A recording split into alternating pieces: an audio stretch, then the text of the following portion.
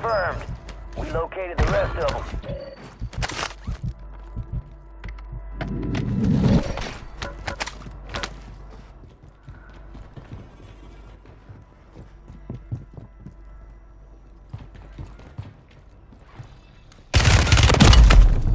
All squad members are in the safe zone.